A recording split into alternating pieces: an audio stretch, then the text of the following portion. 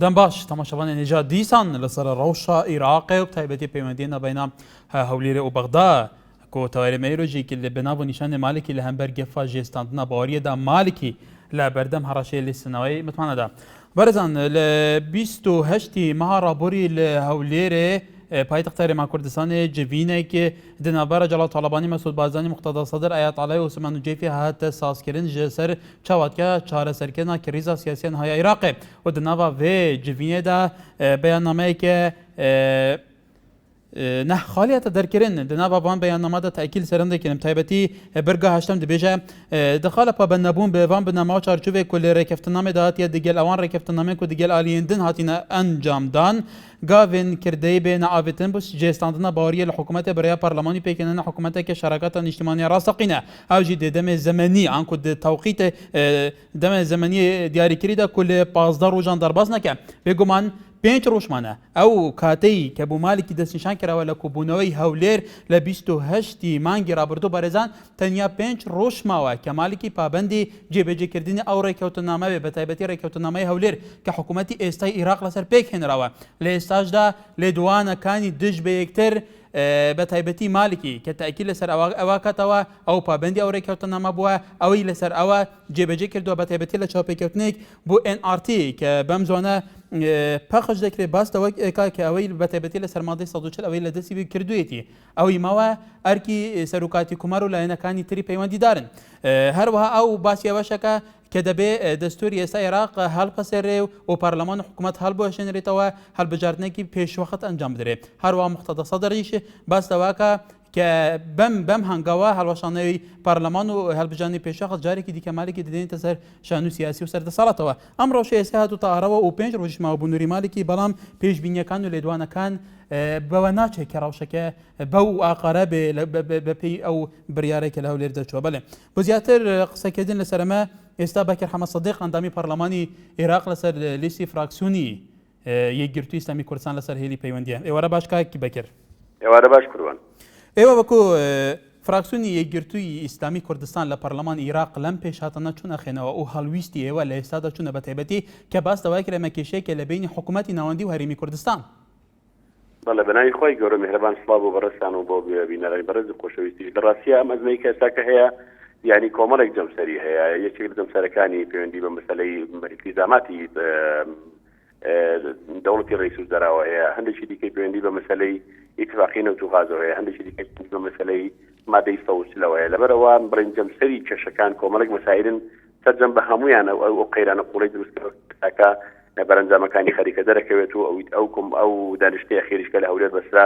بۆ ئەوەیە کەوا بە فعلی سەرجەم جەمسەرەکانی ئەم کێشانەی کە ئێستاکە هەیە ئەو قەیرانی لە دروست و هەمووی بکرێتەوە بەڕاستی بۆیە من وادەزانم کێشەکانی ماریشی لەگەڵ هەرێمی کوردستان یەک کێشە نییە کۆمەڵێکن بە سەرجەم هەر هەمویان قەیرانێکی قوڵی لەگەڵ هەرێما دروست کردووە و ئاسۆکانی چارەسەرکردنی ئەو کێشەیە بەم زوانە دیار نییە بە بڕوای من ئەو زەمانی کە دانراوە بۆ بەڕێز نووری ماریشی بۆ حەلکردنی ئەو کێشەیە کە 15 ڕۆژە و کە 5 ڕۆژی ماوە ئێستاکە کافی نییە بۆ ئەوی کەوا ئەو بتوانێت چارەسەری کێشەکانی خۆی بکە یان التیزاماتی خۆی بە شێوازێک جێبەجێ بکات کە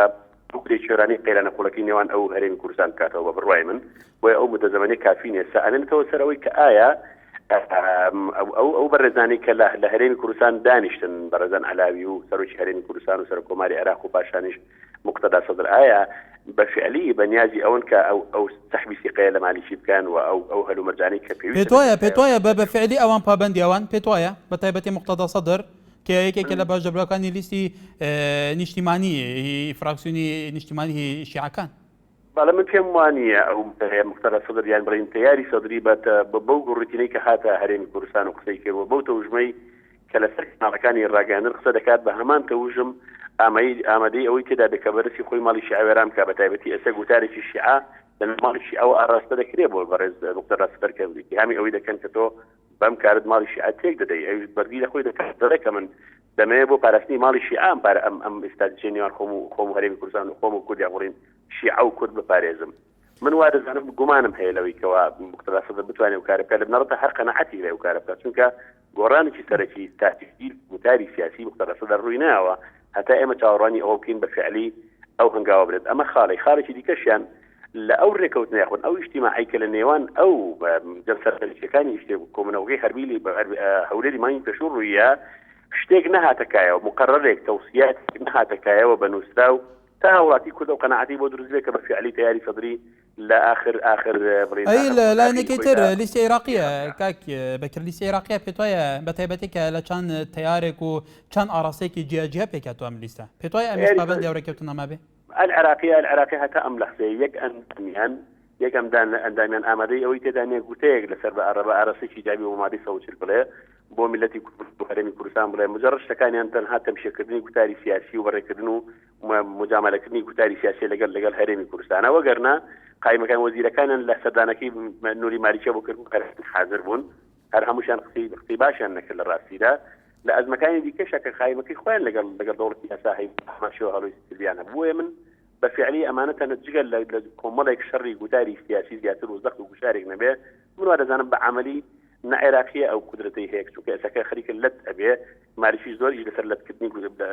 بڵێن کوتەی عێراقیە دەکا و تیاری سەدریش بە بڕوای من ئەو گڕوتینەی نییە کە بتوانێت بەدەستی خۆی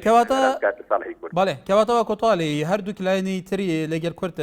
تیاری سەدری ئەو لیستی عێراقیە کە متمانە نییەوە کۆتاڵی متمانە نییە کە ئەوە پابەندی ئەو ڕێکەوتنەوە بن کە لە 28 مانگی ڕابردوو لە هەولێر جێبەجێکرای لە کاتێکە ئەم تەوقیتە زەمەنیەش کۆتایی پێات بێگومان 5 ڕۆژماوە ئەم ڕێکەوتنامە جێبەجێ نەکرد کورد ویستی ئەگەر یەک لایەنەش بە هەڵویست وەربگرێت لە بەرامبەر ئەوەی کە متمانە لە مالکی بستێنێ لە ناو پەرلەمانی عێراق ئایا ئێوە وەکو لیستی یەکگرتووی ئیسلامی کوردستان لەو کاتەدا هەڵویستیەوە چیە بێ؟ من تا ئێستاکە من ناتوانم وەکو یەکگرتووی ئیسلامی کوردستان قسە بکەم بەڵام من پێم وایە ئەو ئاراستەی کە بەر سەرۆکی هەرێمی کوردستان و سەرۆکی هەرێمی کوردستان وەری دەگرێت و تعبیر دەبێت لەسەر ئەو ئاراستەی کە گوتاری وحدەوی کورد لەسەر دەبێت پێویستە یەکگرتووی ئیسلامی کوردستانی پشتیوانی لەو هەنگاوە بکە نەک بەتەنها بڕاتە تەرەفێکەوە کەوا دژ بە بەرژەوەندی میلەتی کورد بێ من وا دەزانم کوردیش بەتەنها بۆ خۆی ئەگەر تاک ببێتەوە لە ئەم معادلەیەدا شتێکی ئەو دوی پێ ناکرێ و باشتریش وایە کە زیاتر حەلێکی بەدوای حەلێکی تەوافقی دیپلۆماسی بگەڕێت نەگەوەی کەوا تاگلایەنە برێ لەسەر شتەکان بدا بەڵێ دوا پرسیارمان کاک بەکر بێژگە لە سەرکردەکانی ئەم لیستانەی لە ناو پەرلەمانی عێراق بێژگە لە لیستەکانی کورد لە عێراق ئەندام پەرلەمانەکان پەرلەمانتارانی ئەم لیستانە سەدر و عێراقیە و لیستەکانی تر تۆ وەکو ئەندام پەرلەمانێک کە لە نزیکەوە ئاگاداری ڕەوشەکەی پێت وایە ئەمانە خاوەن هەڵویست بن لە بەرامبەر ئەو ڕێژهات و تا ئاراوە بە تایبەتی لە بەرامبەر مالکی ئەگەر متمانەش لێ وەرنەگرنەوە فشار لەسەر دروستکەین کە پابەندی ئەو ڕێکەوتنامە نەبێ من دەزانم ئەوانەی کە پیان دەوتێت پەرلەمانتارانی کوتلەی ئەحرار تیاری سەدری لە هەموو بارێکدا پەیوەندە بن بە ئەو بڕیارە و کەم بەڕێز بخرافە دەرەکداری دەکا بەوان چکە ئەوان کوتلەیەکی مرکزین و مرتەزی من بە بڕیاری سەیدەکەی خۆیانەوەکو دەڵێن بەڵام کوتلەی العێراقیە من بەدگومانم لەوەیکەوە ئەوان بڕیارێکی وحدەوی مرکزیان هەبێت کە هەمویان بەیەک وەکو کات و چکە لەبەرەوەتە ئەوان کێشەی تەفتیلبوون و پەرتوبڵاوبوونیان هەیە کوتلەی العێراقیە یەک هەڵوێزنین یەک ئاراستەنین بەڵکو بەرتوبڵاون بەگومان بەوەیکەوە بتوانن گوتاری چێک ئاراستیان هەبێ بۆ بەرژەوەندی ڕەوشەکە بۆ بەرژەوەندی ئەو گوتارش کە ئێستا کە هەیەە لە ڕاستیە بەڵێ بەکر حەمە سدیق ئەندامی پەرلەمانی عێراق لەسەر فراکسیۆنی یەکگرتووی ئیسلامی کوردستان زۆر سوپاس بۆ زانیاریەکانت ئێوەرە باش بەڵێ بەرەزان وەکو حالێ بۆی بەکر حەمە سدیق وەکو ئەندامی پەرلەمانی عێراقی لەسەر لیستە لەسەر فراکسیۆنە یەکگرتووی ئیسلامی کوردستانی تاکیل سەر هەندێک کرد کو ئەو دوێ باریەدانین وەکو ئەندام پەرلەمانێک و بێگومان چاودێری ڕەوشەیەکی دیکە کو لیستا بەتایبەتی مقتەدا سەدر پابەندی وان سوزێنخوا بەکو بە کورداندایە لە هەولێرە لە 28 مەها ڕابۆری کو جڤینێکە پێنج قولی دنابەرە سەدر مالکی بارزانی نوجەیفی تاڵەبانی هاتە ئەنجامدان ژزا ڕەوشە نهایە عێراقێک و دەمێ 15 ڕۆژان دایە حکوومەتە دایە نوری مارکی کو پابەندی ڕێکەفتنامەی خەبی ڕەوشێت هەدیە کە بێگومان 5 ڕۆژمانە دەمژی بەرەف دیۆداویە دچە هەروەها دەبێژێک لیستە عێراقیەشێک لیستێکە زۆر ئاراستەین جودا تێدا ناو بۆواریەدانی ئەف هەردووک لیستە نەک سەدر نە عێراقیە پابەندی بەیەکە دەبن هەروەها تاکید لەسەر هەندێکی دیکە کۆ لە پەرلەمانی عێراقی هەر ڕەوشەکاتۆتە ڕۆژەوێ تایبەت لەسەر کوردان ئەو وەکە لیستە یەکگرتوو وەکە کورد بەتەواهی ئەوێ پابەندی بەرژەوەندیین بەڵندی نیشتیمانی و نەتەوەییین خەڵکی کوردستانێ بن بەڵێ یەکەم پەیوەندیژێک حەبیب لە باژارێ زاخۆ کاک حەبیب کرمکە بەڵێ کاک حەبیب ئێوەرەتان باش ئێوارە باش کەرەمکە دەزبەتی وەکووە زۆر جا بەرنامەتان لەسەرەوەیە کە خیتابی کورد یەکگرتووە بەرامبەر کێشەی کورد لە بەغدا یان عێراقیە چمان بۆ دەکات یان سەدر چمان بۆ دەکات یا مالکی من پێم وایە وەکو دەیبینین ئێمەی کورد خیتابێکی یەکگرتوومان نییە بەرامبەر نمالكي ونا حكومة العراق چونکە نمونەکت بۆ بینن پێشی فترەیەکی جەنابی سەرۆکی هەرێمی کوردستان شتێکی درکاند گوتی ئەگەر بێت و مادەی 140 یان ئەم هەموو دەست هەڵاتی لە دەست مالکی لە پۆستانەی مالکی قڕخ کردووە بۆ خۆی ئەگەر هەروە بڕوات ئێمە دەگەڕێنەوە بۆ میلەتی خۆمان دەگەڕێنەوە بۆ پەرلەمانی کوردستان دەگەڕێنەوە بۆ خەرکی کوردستان خۆتان بینی مووقفی ئەحزابە سیاسیەکانی کوردستان چی بوو؟ طبعی جەنابی سەرۆکی هەرێم ئەلۆ؟ بەڵێ جەنابی سەرۆکی هەرێم طبعی هیچی نە ئیعلامی سەربەخۆی کوردستانی کرد نە شتێکی وا گوت کە غێر قانونی طبعی ئەو چی گوت؟ ئەوی گوت دەگەڕێنەوە بۆ میلەتیش کێ جەماوەری گۆڕانی تێدایە میلەتە جەماوەری گرتووی تێدا جەماوەری پارتی و یەکێتی تێدا واتە پرسیار بە هەموو ئەحزابە سیاسیەکانی کوردستان دەکرێت واتە پرسیار بە لە پەرلەمانی کوردستان دەکرێت ئەو جا بڕیارێکی هەموو پێکەوە بڕیارێک دەدن بەڵام تو خۆت بینی هەر لە گۆرانەوە تا دەگەهتە گرت و تا دەگەهتە زۆر حزبی تری سیاسی ئەوەی ئێستا سەرۆکی هەرێم دەڵێت ئەمە ئەو کاتی ئەوە نییە خۆ کاتی بەڵێ کاک خەبیر بەڵێ سەرنجاتە گەشت ببوورە دیارە دەمێمە هەندێکە و خەڵکێکی زۆر هێڵە پەیوەندیەیە گەلێک سپاس سەرنجاتە گەشت سپاس پەیوەندیاتە باوکی محەممەد لە هەولێرەوە باوکی محەممەد فەرموو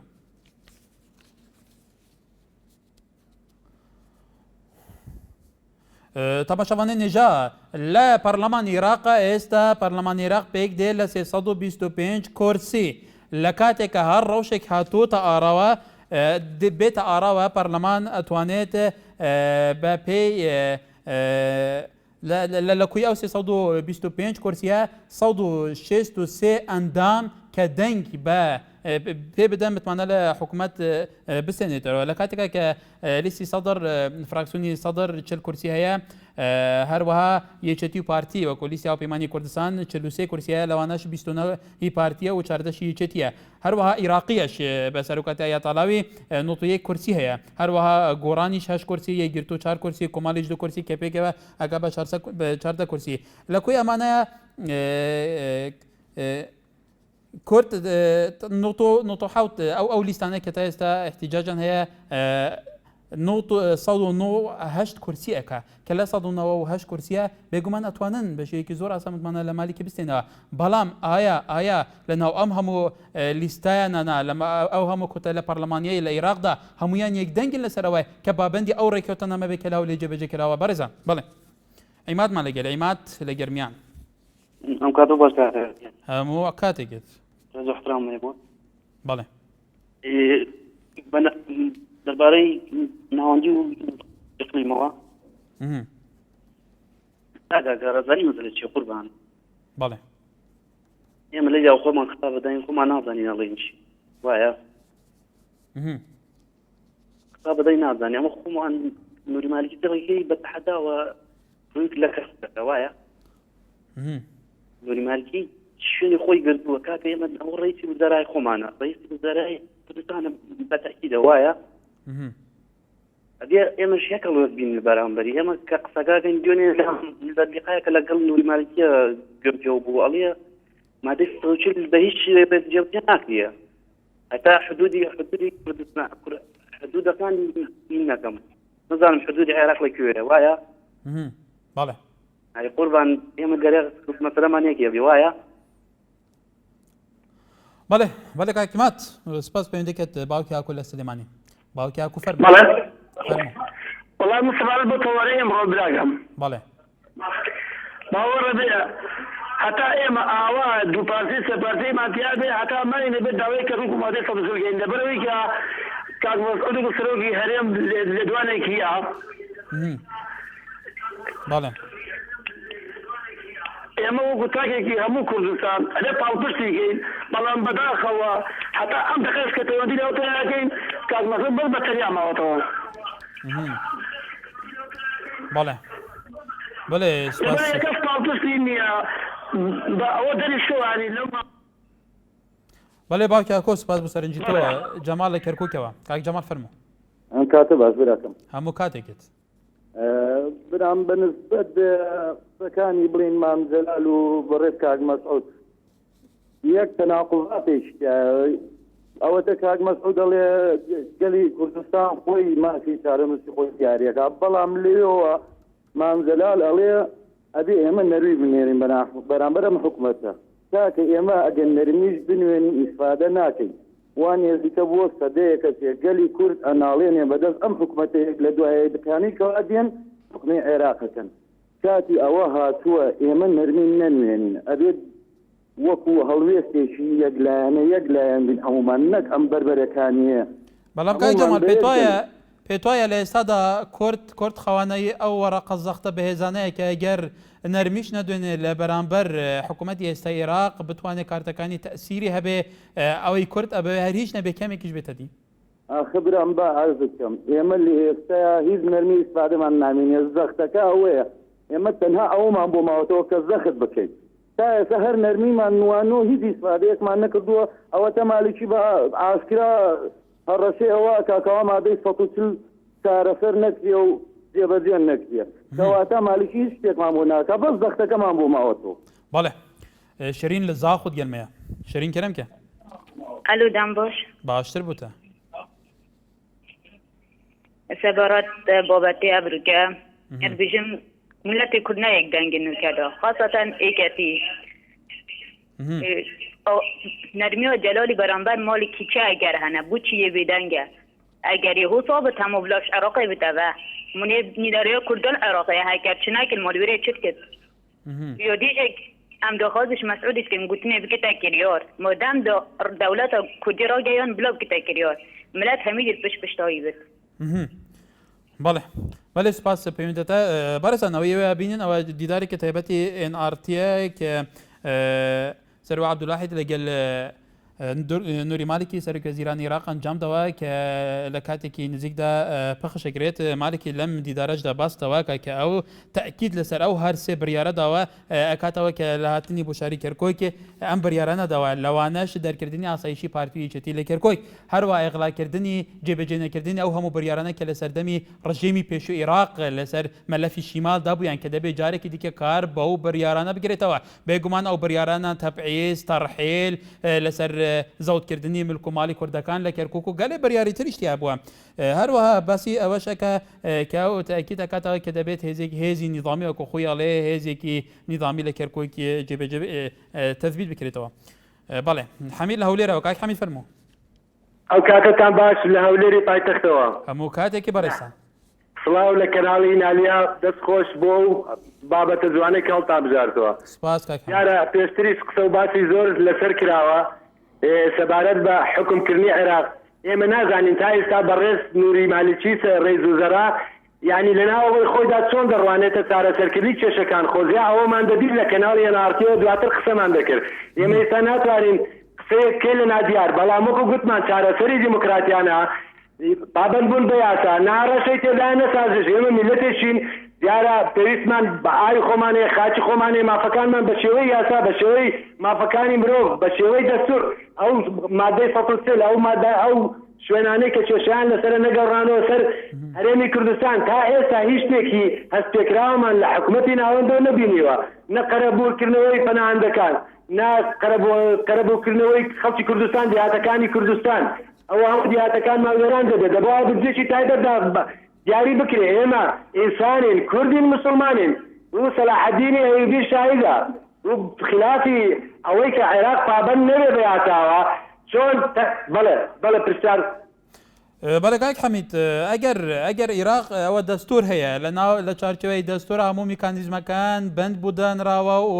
ڕێگەی چارەسەریش بودانراوە بەڵام هەردوو لایەن یەکتر تۆمەتبارەکەن بەوەی کە پابەندی جێبەجێکردنی دەستور نابن نوری مالکی ئاڵێ پێشچەندێک لە هاوانی هاواری دوکان بە مەسعود بەرزەنی سەرۆکی هەرێمی کوردستان وتوویە کە ئەوان ئەو پارەی بوو مادەی 140 تەرخان کردو هەموو شتێکی کە مادەی 140 پەیوەست بێ بەوە هەموو جێبەجێ کراوە بۆ سەرۆکاتی کومار نادرا بۆ سەرۆکاتی کومار باسی ئەوەشەکێ کە ئەوان ئەمادەین لە بەرەوەی لەوانەیە ئەم مادە ڕاستی ڤیتۆ بێ ام تناقضاتنا ام یەکتر تۆمەتبارکردنە لە جێبەجێنەکردنی بنەماکانی دەستور لەلایەن هەم حکوومەتی عێراق و هەم حکوومەتی هەرێمی کوردستانەوە تو کامیان بەڕاستەزانی وەکو وڵاتێکی هەرێمی کوردستان بە قەنەعاتی خۆت بوو؟ بەڵێ بەڕای من دەبێت چارەسەری کێشەی عێراق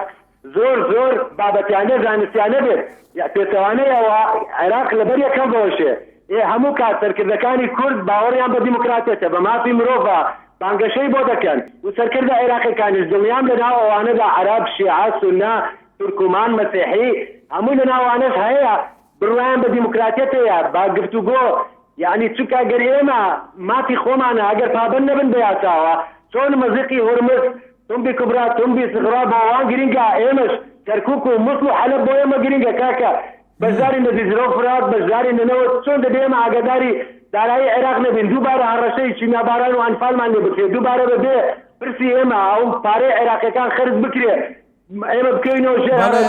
ئێمە هەموو کات تاچی کورد لە شۆک و تڕۆمادا دەژی کاکە جان یعنی هەموو عێراقیەکان بە کورد و عەرەبەوە داواکارم چارەسەرێک بۆ وەزەی عێراق بدۆزەوە ئێمە لەگە پارتەی عێراق دانین لەگەڵ دژی دیکتاتۆریەتین ئێمە لەگەڵ دیموکراتێتین. بەڵێ کاک حەمید لەولێرەوە سوپاس بۆ پەیوەندیەکەت کاروان لە چەمچەماڵ کاروان فەرموو. بەڕێزمام کاتە باش هەموو کاتێکت دەستخۆشی بەرنامەکە و لێکم پێش هەموو شتێ یەک پرسیار لە جەناب دەکەم مالێکی و سەدام فەرقی چییە؟ هەرکوان دژی کوردن هەرکوان لەسەر یەک بنەما لەسەر یەک دەستور کارەکەن بەس ئەیانەوێت کورد لە ناو بچیە کورد بەرەو پێشەوە نەچیە ئاخر بۆ ئەمە سەبەبی چییە؟ ئێتر بۆ ئێمە تون نەبین لەگەڵیانە تاکەی هەڕەشەمان لێ بکەن تاکەی هەلیکۆپتەر بێن نەبان سەرمان تاکەی ئەم ناقێ قبوڵکەین هەر نەرمی سەبەبی چییە ئەمە؟ بەڵێ کای کاروان سپاس بۆ سەرنجی بەڕێستانیش بارێزان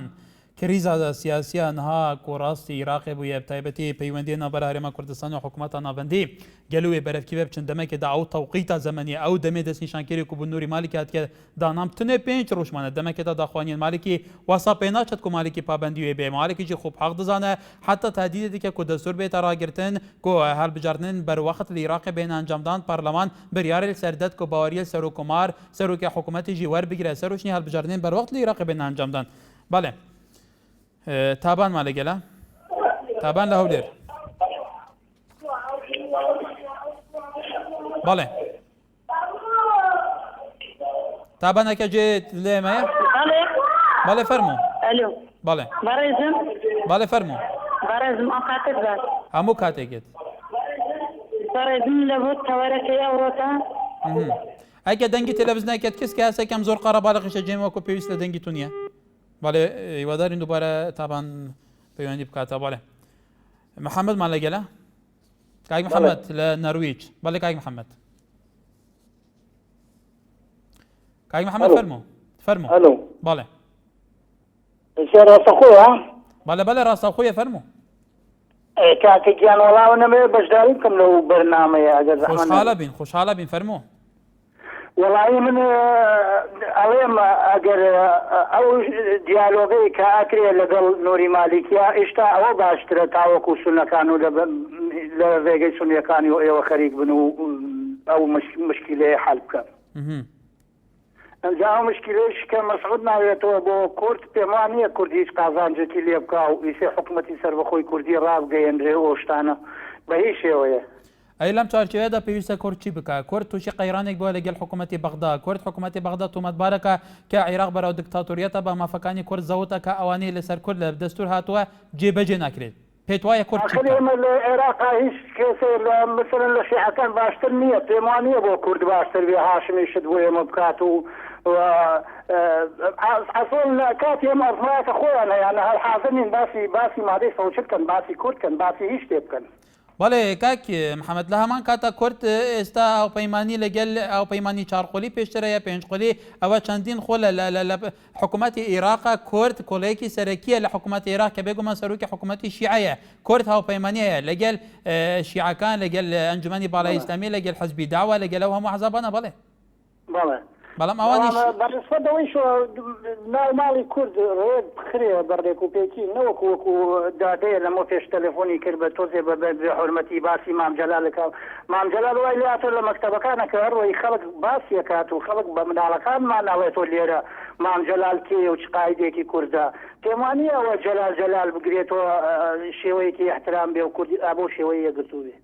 بەڵێ کاک محەممەد لە نەرویج سپاس پەیوەندێکات عزیز لە عربەت کاک عزیز فەرموو. بەڵێ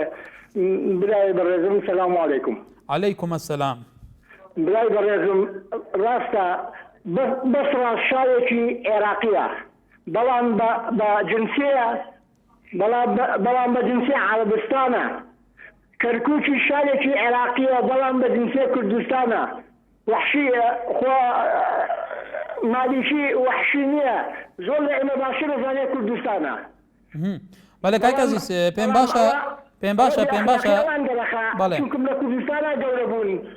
لە کوردستانە نانیان خوارد لە کوردستانە ئایان خوارد لە کوردستانە گەورە بوون. بەڵێ ئەو قسانیان نەکردایە ئەوە زۆر بە نظامێکی جوان بە پیاوانە حەقی کوردیان جێبەجێ بکردایە چونکە کورد حەقی خۆی خۆش نابێ ئەگەر یەک مناڵ بمێنێ لە دنیا. بەڵێ کاک سپاس پەیوەندێکت بەڕێزان هەر کەسێ پەیوەندی بکات تکایە سەرنجی خۆتان بە ئازادی نیشان بدەن بەڵام سەرکردە عەرەبەکان هەموو کەسێ هەموو سەرکردەی بە سەرکردە عەرەبێ و بە کوردیەکان و بە هەموو کەسێک ئێمە پێمان باشە هیچ کەس تەشیر نەکا. بەڵێ بەسڕی لە قەزا سووران ئەس باوارم بەڵێ کاکێک مەرحەب سەرچاوە سەبارەت لە مسلمانە المالکی بەڵێ کەرەمکە محەممەد گەوێ هەندێدانێت و مسلمانە المالکی بێدەستاندنەوە دەدەمێکەدا ئەگەر ماڵێکی قبول نەکرد متمانە باوەری لە بێتەستاندن و هەند ئالیێندنجی پشتەوانیەوەی کرد ئەم چ بکەین ئەمە کوتوت بێژی کورد هەروەکی جەنەبە سەرۆکی ئەمریکەرە هەم دەستەخیر ڕایە ملەتی خوب ملەتە چ بەریاردا هەمیش بێگیان لێداوبیت دیدناتە دنادا خەلکی کوردستانی ئامادەیە کریزێکە وەسە یا نەخواست یا چاوارێنەکری دەمێکێدا بڕیاردا بوو نمونە بڕیارە سەربەخوو بنێدا هەموو حدودین دەوروبەر کوردات نەگرتن و کریزێکە نەفخۆ دناوە کوردستانیدا دروست بوو دوێ باریەدای کورد هەموو کۆم دەنگ بن و بکار بن بەرخۆ بدەن کوردنگی ناچارە یەکدەنگ بیتن بەرامبەر هەر لایەنێکی شۆڤینی عێراقیدا. بەڵێ سپاس بەسیارێکی کاکێکار کەرەمکە هەر کەسێک لایەنێ کوردە باخۆیتن بوو باشە کوردی باخۆیتن دەوای جەنەبێتە بکەم یعنی تەلەفۆنە سەقات نەکەی باشە کوردە ئاخۆ تەلەفۆنە سەقات یاگە خەڵاتە کوردە ئاخۆ درۆ کێش کوردە مەبەستامە دێناگەم کیشە مەبەستۆتە چێکاکی بەسڕین والله وداري تلفونه وان قصدك يا كي من تلفونه كي قد كاس حاسك ما او تلفونه زور كذا ودي قد كان جا وكيد دو هيك جنوبيتا شو بعد ما جبتك كاك بصري بتب كيف واقفتي ما تلفونه كاسي قوت نكريه بس اگر كاسي بدي هیچ نکە چەندین هێڵێن پەیوەندی مانە خەڵکی زۆر لەسەر لە پەیوەندیە دەخوازە تەلەفۆنێ بکە لە ئەم نەشێن 5 دقه بدەینە کەسێکی نیو دقه بدەینە کەسێکی بە کۆتە و ئاوژی گازندەشمە بکە ji ber ku ئەگەر سەرنج بگێت ئەم حەزکەم بکورتی ئەم تەلەفۆنا کەسێ قوت ناگەین تکایەک ئایک بەسری بێگومانە بەغا درێک بوو هەرچاو بیسپاس بەڵێ پشتی بێ ناوبەرێت دیسان بە هەڤڕۆینە جاردن سەڵاف هێژایان لەسەر تورێ کومەڵاتی گەیلان هەولێری ئەنووسێ بەڵێ زۆر نەماوە مالێکی ئەمەش بە هەوڵ و کۆششی جەنابی سەرۆک بارزانیەوە کە خۆی ئەڵێ هەروە ژیلوان ئەڵێ مامجەلال لەوێ دانیشتووە وەکو خۆی ئەڵێوە سەرنجی خۆیەتی هیچ ناکە و ئەم فیتنەی باشە ناگەملێنەکەی هەڵوا شوێنێ بەکریش ئەنووسێ بە هیوا متمانەی لێوەر بگرێتەوە چونکە مالێکی دیکتاتۆرە هەروەها کامی گوهەرزیژی دنویسە ئەس دوێ باریەدەما مالێکی نەدەخواست بەوان نزیکان یەتێن خۆ ئاشکرا بکە پەیامە سەرۆکی هەرێمێ دەدەمێکی گونجای دەبوو مالێکی دەخواست بە هێزێکە باشتر و ئامادەیەکی تەمام نیەتێن خواشکرا بکە لێ پشتی پەیامە ڕێزدارۆکە ئەو دەبێژە بارزانی ناچار بوونیەتین خواشکرا بکە ji ber ku malekî li destpêkê bernameyekê metirsidar bi Kurdan heye û bi sanahê jî naxwaze evê stratîcê bû dijatîkirina Kurdan daneye hel biwaşîne û divê bariyê de ku bawerî li malekî bêtestandin. Aryas li Kerkûkê ve belê. Hekaram katet bas. Hemû kateket. کاکە سەبارەت بە تەوەری بەرنامەکەتان من وەکو ڕێی خۆم ئێمە کێشەمان لەگەڵ مالیکیان نییە کێشەمان لەگەڵ عەقلیەتی ئەمانەیە کە ئێمە ئەم چوونەتە زێر ئاڵای ئەم حکوومەتە کە دایان مەزران لە دوای فرۆسی ئازادیەوە بەڕاستی یعنی ئێمە پێش مالیکیش خۆ جەعفەری بوو ئێستاکە لەو هەوڵانەیە ئایانەوێت جارێکی تر جەعفەری بێننەوە کەواتە کاکاریاس لە ساڵی 1920ەوە تا ئێستا کورد گەلێک جارەوەڵێن ئەمە تووشی عقلیەتێک بووین کە تەعامل لەگەڵ ئەم عقلیەتە ناکرێ ئەم عقلیەتەش گەرێجە فرسات وتە پێشەوە کە بەهێز بوون لەسەر کۆ دواتر کە بەهێز بوونە جارێکی دیکە مافەکانی کورتین کاریە کردووە ئەی بەدیل چییە بەڕای تو کورد پێویستە بەڕاستی بەدیل ئەزانی کەی بوو کاکە کار ساڵی 2003 بەدیلێکی باش بوو هەلێکی زۆر چاک ڕەختا بۆ ئێمەی کورد جارێکی تر نەچینەوە زێرەوە ئاڵایی کەوا لە ژێری ئەنفال کراین و چیماباران کراین و تەرحیل و تەبعیس و چەندین نەهامەتیمان بینیوە لە ژێرەوە پێتوای ئەوهاڵی تۆ لێ بۆ کورد ڕەخساوە کورد توانیویەتی ئیستیغلالی بکە یاخر کاکە من وا لێرە باسەواکەم نەمانتوانی ئەو هەلە بقۆزینەوە کە ئێمە بەو کەسانە بڵین لە بەغا ئێمە لێرەوە ڕۆیشتین حکوومەتمان بۆیان دامەزران نە ئەوایە ئێمە بەشداریش بکەین لەو ئاڵایکەوە ئێمە لە ژێری ئەنفال کراین و چیماباران کراین و بەڕاستی کات بەسەر چووە کەواتەوە کۆتوالێ تاچان ئەم هەڵەیە ئێستا ئەم ڕۆژە ئێستا بۆ باڵەکێ بوو سەرکرداتی کوردیش هەیە وڵی ئێستاکەس ئەگەر دووبارە ئەمیش هەمیتان هەڵەیەکی ترە دووبارەیەکەنەوە کە متمانی لە مالیکی بسەنەوە چێ بەدیلی مالیشیە چێ بەدیلی مالیشیە بۆی ئێمە مافەکانمان لە دەست بەسەر بکەین مافەکانمان وەرگرینەوە هەل چێ بەدیلێتی بەڵێ کێ بەدیلی مالکیە جعفەری بەدیلی نییە ئەی ئەوانەی ئەمڕۆ کە ئێمە داڵدەیانمانداوە لە کوردستان عێراقیە ئەوانە بەیانی دەسەڵات بگرنە دەست گەلێ لە مالیکی و جعفەری خراپتر نین بەڵێ کاکاریاس بەڵێ سوپاس پەیوەندەکەت حاجی لە شاری سلێمانی بەڵێ سڵاو لێبێ کاکاکە دەستخۆشی بەرنامەکە لێکم هیوادارم ئەو بەرنامەتا هەر بەردەوام بێ بۆ ئەوەی یعنی بەڕاستی ئێمەی خەڵکی سەرجادە باڵێن یا خەڵکی دوور تقریبا لە سیاست بۆی بزانین فێری ئوسلوبی قسەکردنەوە ببین من داوا لە هەموو کەسانەکە پەیوەندیەکەن با پەلاماری شتی ناشرین نین شتی ڕازگۆیی بڵێن واتە ڕخنەکانمان بەگوڵ بگەین نەسەرکردەکانمان و هەچی بە بەرداوامیش تومانە بەڵام گوێمان لێ نەگیراوە داخەوە وەی کێشەیەکەی لە وڵاتی ئێمە ئەوەیە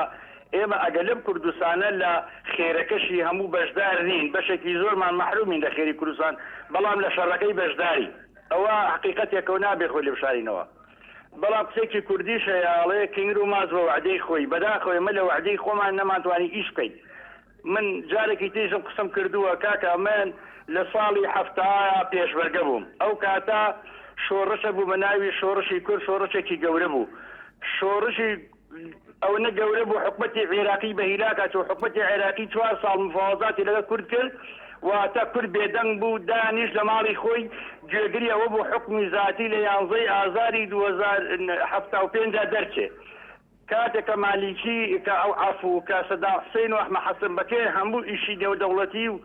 کاریان بۆ کردو واتە خۆیان ڕێخستەوە بە کوردیان ود ئەگەر ئەو سێ مەحافەزەتانەوەی بە حکمی ذاتیەوە دانیشتنەوەگەنان سارەوەی ئیتر کەرکووک کوردستان نیە و بۆ ئێوەش نییە ئێمە چیمان کرد ئەو کاتە ئەگەر ئەو کاتە دیار بوو ئەو کاتەس ئەو حکومە ذاتیەمان وەرگرتایە لەوەمان باشتر بوو چونکە ئێمە شەڕمان زۆر کردووە شەهیدمان زۆر داوە کوشتارمان زۆر داوە دێمان زۆر کاول بووە ئێمە بە سەدان و بە هەزاران شەهیدمان داوە یعنی بەڵێ کاک حاجی بەڵێ کاک حاجی سپاس بۆ پەیوەندەکەت کاک حاجی باسی ڕابردووە کە ساڵی هەفتەکان و مفاوەزاتیە و کاتەی بینی حکوومەتی عێراق و ئەوسا و سەرکردایەتی شۆڕشی کوردستان بەڕێزم باسی ئەو هەڵانە شەکە بێگومە کۆشات حالێک وەکو پێشمەرگەیەک بەڵێ محەممەد لە کەرکووکەوە کاک محەممەد فەرمووی ئەم کاتی دیاش بەڕێز هەموو کاتێکت ئەم کاتی دیاش بەڕێز هەموو کاتێکت فەرمووی بەڕێجان ئێمە تا سەریێسان لەگە قسەکانی سەرۆک بەرزانیان بۆ مافی چارەی خۆنووسین بۆ گەلەی کورد بەڵام مالێکی ئەڵێ ئەم مافە لە چارچەی دەستور ناتوە کە باسی مافی چارەی خۆنووسین بکە مافی چارەی خۆنووسین ئەڵێ کورد لەو کاتە داوا کە دەنگ بوو دەستوری ئێستا عێراقداوە بەڵێ وەڵای ئێمە هەروەکو گوتم ئێمە لەگەڵ قسەکانی سەرۆک بەرزانیان بۆ ڕاگەیاندنی مافی چارەی خۆنووسی بە پێویست بوو کورد لە 2003 بەشداری لە حکوومەتی عێراقانەکە لەبەرەوەی ئەو سەرۆکێک لە دواییەکانە هەمووی زۆر مستەمی زۆران لە کورد کردووە. بەڵێ سپاس ئێمەدا 76 ئامادە بووین حکوومەتی ئەو کاتی سەرۆکاتی سەدام حوسێن ئامادە بوو نیوەی کەرکووکمان بدادیە بەرزایی نەمشتاشی لەسەر نیوەی کوردستانی کەرکووک نەکردی ئەمە ئامادەنی سازش لەسەر یەک بستێکی شاری کەرکووک بکەین ئامادەمان خۆمان فیداکەین لە پێناوی کەرکووک. بەڵێ سپاس پێم دەکات تەها لە کەرکووکەوە هەر لە کەرکووک بەڵێ باش بەڕێزم بەڵێ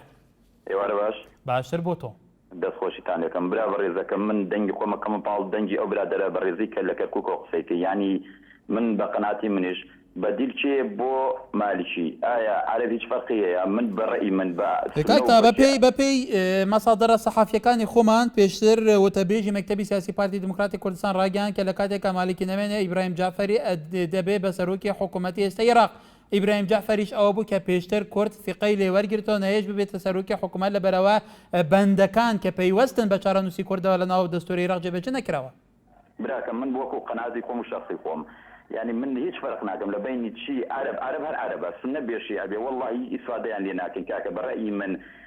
خوي جورب بجورو أزمتي خوي ناوي عربية ناو ببي أقل إيتري أجر يا ما قناعة بعرب كأنه يعني تحب باورناكم براكم حالي أو يكاك كل لم كاتي يقدن بمالي كل يقدن بلسبب بيشني ركاني بري سروك يريم يقدن بينو يعني من لو قناة يك امتحان لبيشي كود ماوا امرو بكري لباني باشرة هیچ إفادة ناكن عرب كاكا بخوا مالكي بي جعفري بناغن شي بهر يك بابا تكش يكا إذا من يوادارم كرد يكا ويزبي يقدن بيو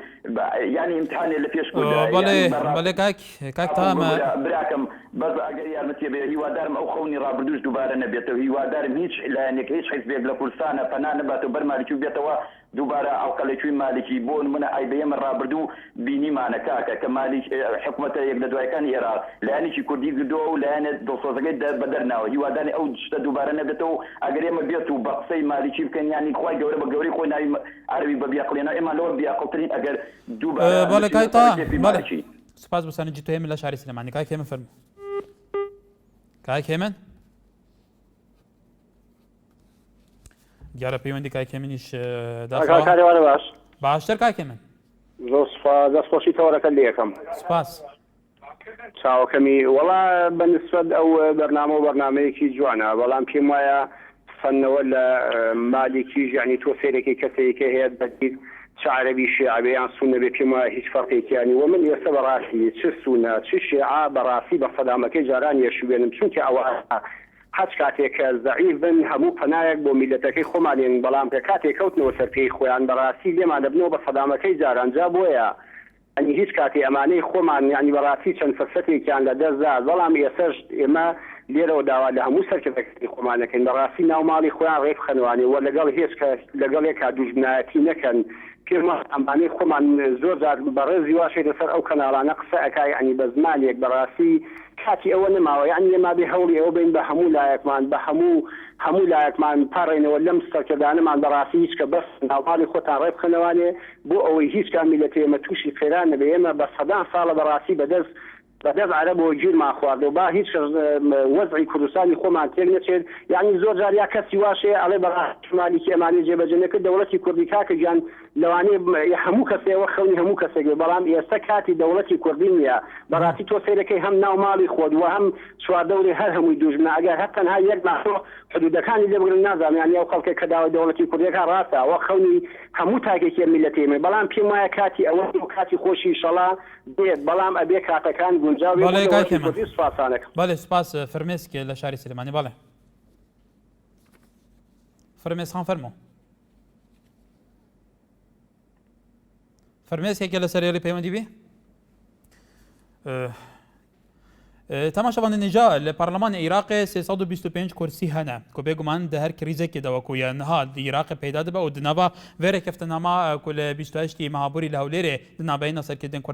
Kurdan han serkirdên Araban Şîa û Sunniyan hatin encamdan her krîzeka bêta rojevê taybetî hikûmet ku pêwîst nebe karêxwanin nikare rêve bibe li Parlemanê Iraqê pêncî نیوا کورسیên parlemanî zayî têk dikarin sîqê sehba sîqê divê li vê hikûmetê bikin di demekê de ku sedr çil kursî hene و لیسا پیمانی کردستان کو پارتی یکتی پک ده 43 کرسیانا کو 29 یت پارتی و 14 یکتی نه هر والی عراقی جیا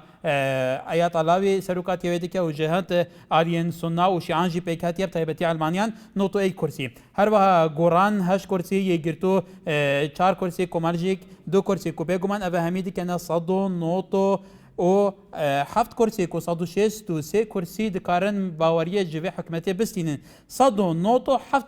8 کرسی هنانو که او دنابا برلمان العراق ده كود دكارن فشار دروس كان صحبه سيقيه باوريه الحكومه النوري مالكي دي كان قالوا افهموا ليستا افهموا عندهم برلمانه ارادوان يوهايه بابندي بري كفتنابن بنش روشمانه دنابا وان بنش روجات بيغومان هدي برف داويه دي اگر مالكي بابندي وان ريكفتنا معنا بو سيقله بسين بله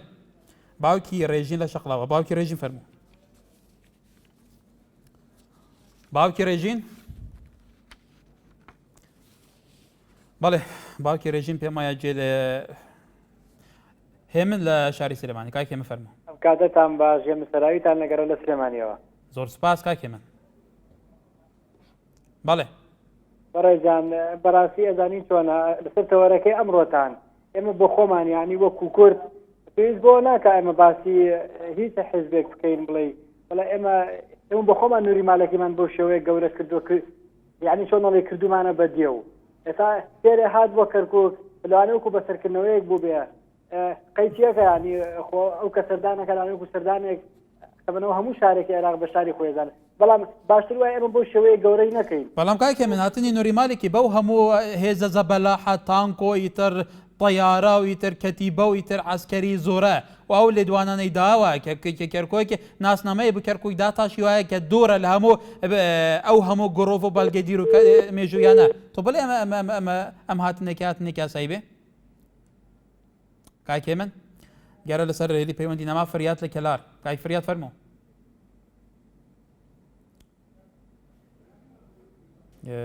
بداخه ونازانم بيوندي بله بله تماشاوان نجا لخالی سیم لرکوتنامه 28 مانگی بوری شهری هولیر هاتوه که لکوبونوار رکوتن کراوه لسر پیویسی دوزینوی میکانیزم اجتماعی میکانیزم که اجتماعی بو کتاینا به تکراوی ل اداره کردن حکم برای کردن کاروباری دولت داوش به پش بستن برای رکوتنامه هولیر او ورقه الکتیگشنی که له که پیمانی کرد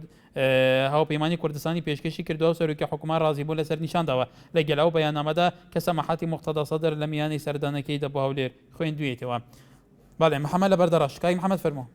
بله السلام علیکم علیکم السلام اگر اما تماشای کردی بکن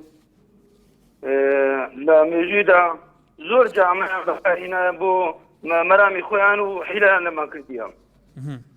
لا معدي شيبار لبيشو وحتى يسا محادي هفتي وبينجيش ولا ازادي عراقيش امريكا ككرد هموي حيلان لما كرديهم بو حيلان لما كردو آيا اما نما انتونيو بشوي كي با سياسات كان لسياسات بو كاي محمد بو حيلي فعليا لما كردا آيا سر كردا كان يا سر كردا كي منطقي فعلي حكيمي سياسي نبونا خوان برنامه بروجه نبونا بو في لما كرا وكطال فعليا لما كردي لبر مصلحتي خويا بيقوم على چارچوبه سياسات برجمندي بالا دسته اما نتوي بتشكي لنا او هند الرجيمه اما نتوي بتشكي لنا او هند الرجيمه لا عرب ولا عجم ولا فارس لا دسلاتي رجالات ورجاوه